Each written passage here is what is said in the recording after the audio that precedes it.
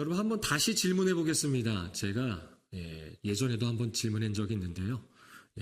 이런 질문 다시 하겠습니다. 자살하면 지옥 가나요? 자살한 사람은 지옥에 갑니까? 네. 지옥에 갑니까? 봤어요? 어떻게 알아요? 저도 신학을 하기 전까지는 그렇게 믿어왔습니다. 자살하면 당연히 지옥 가지. 자살하면 당연히 지옥 가지. 그렇게 가르침을 받아왔고, 어쩌면 그렇게 세뇌가 되었고, 그렇게 믿어왔습니다. 그리고 자신있게 그렇게 얘기했습니다. 누구 자살했다는데, 그 사람은 지옥 갔어.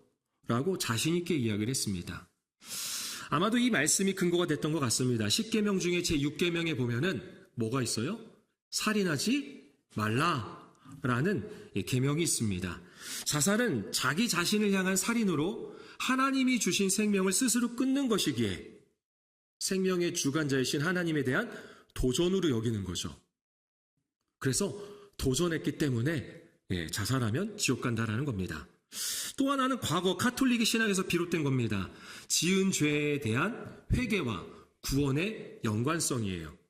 쉽게 말하면 자살하면 그 사람이 자살에 대한 회개를 할 수 있어요, 없어요? 이미 늦었기 때문에 할 수가 없다라는 그러한 논리입니다. 그래서 죄인은 천국에 들어갈 수 없기 때문에 그 죄에 대해서 회개를 못해서 죄인이고 그래서 결국 지옥에 간다라는 거죠.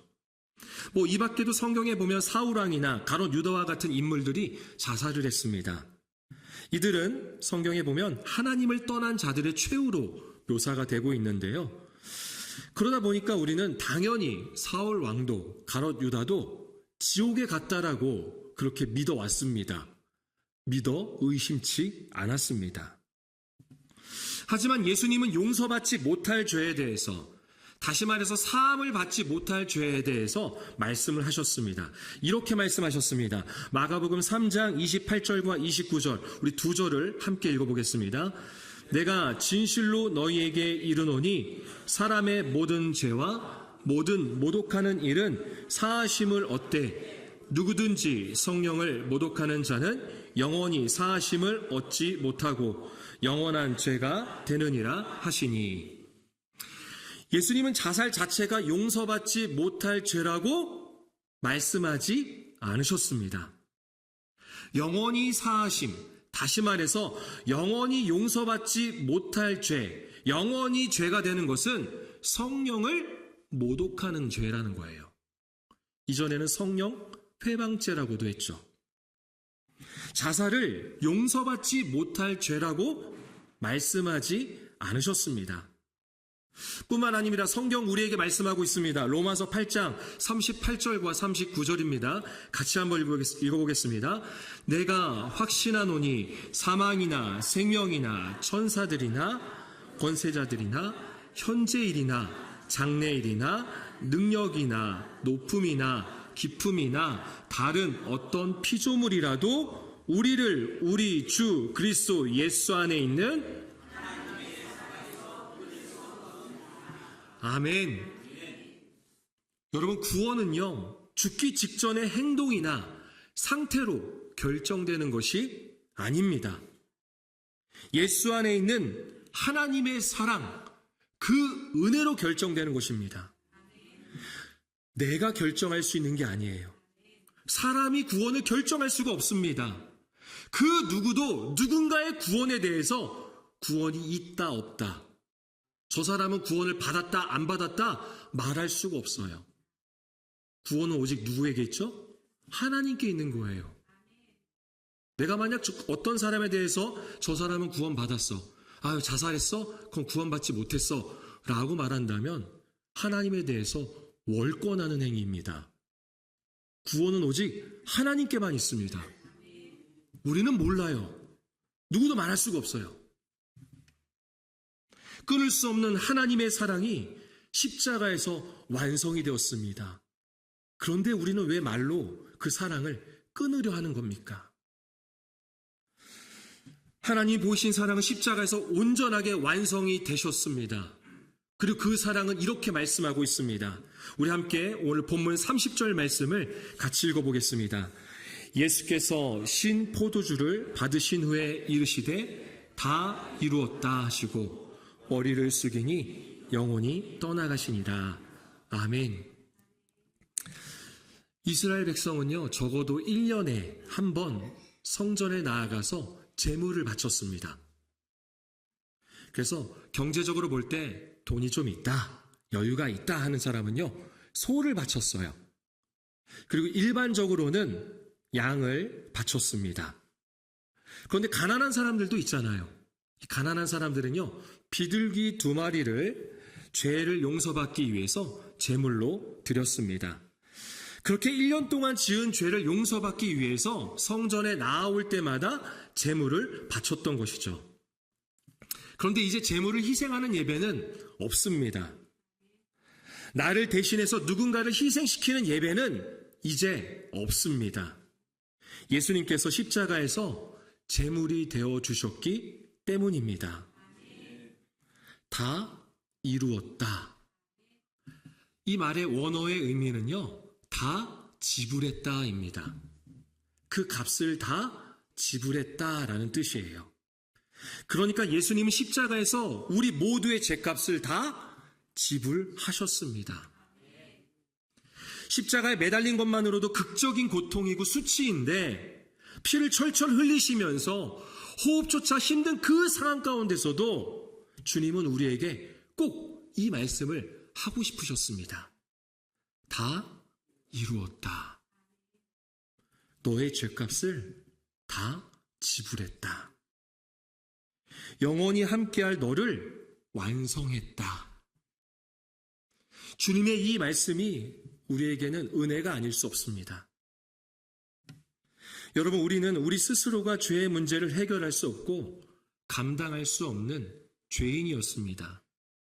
그렇게 영원히 하나님과 함께할 수 없고 영원한 사망, 다시 말해 지옥에 갈 수밖에 없던 존재였습니다. 어떤 행위나 말, 세상의 것으로 채우고 채운다 할지라도 이것을 위로할 수는 없어요. 그런데 하나님의 아들이신 예수님께서 내 죄값을 다 치르셨습니다. 당신의 피로, 당신의 죽음으로 다 지불하셨습니다. 다 이루었다. 십자가에서 완성된 이 위로가 2000년 전에 끝난 것이 아니라 오늘 우리와 지금도 함께하고 있습니다. 죄인을 위로할 수 있는 것은 오직 주님의 십자가뿐입니다. 하루하루를 버티고 승리케 하며 또 다른 이들을 끊을 수 없는 하나님의 사랑으로 인도하는 십자가에서 완성된 위로가 매일의 삶 가운데 충만하기를 소망합니다.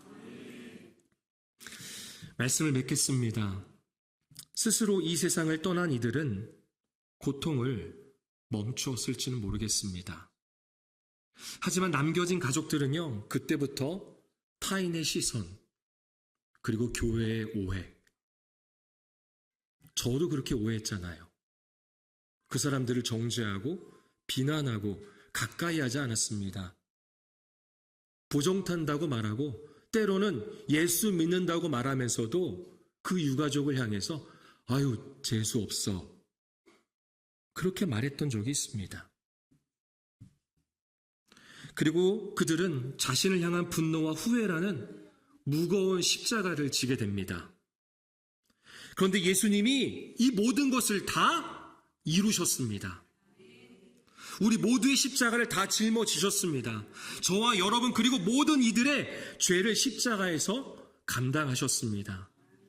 그런데 누군가 남겨진 가족이나 떠나간 이에 대해서 정죄를 다시 한다면, 차가운 시선과 개인적인 신앙의 잣대로 구원을 평가한다면 그건 하나님이신 예수님의 십자가를 부인하는 것입니다. 헛되게 만드는 거예요. 러시아의 대문호 레프 톨스토이가 있습니다. 톨스토이의 단편소설 중에는 3가지 질문이라는 소설이 있는데요. 여기에 한 왕이 등장합니다. 이 왕은요, 늘 3가지의 질문에 대해서 궁금했습니다. 첫 번째는 세상에서 가장 중요한 때는 언제인가? 두 번째 질문은 세상에서 가장 중요한 사람은 누구인가? 마지막 세 번째는 세상에서 가장 중요한 일은 무엇인가? 왕은 많은 학자와 신하들에게 이 답을 내놓으라고 했습니다. 하지만 그 신하들과 학자들이 내놓은 답에 왕은 만족할 수가 없었습니다.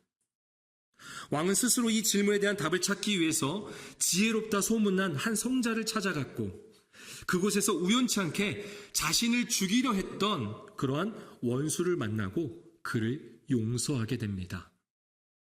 그러면서 그는 깨닫습니다. 톨스토이는 이 왕을 통해서 그 답을 이렇게 소개합니다.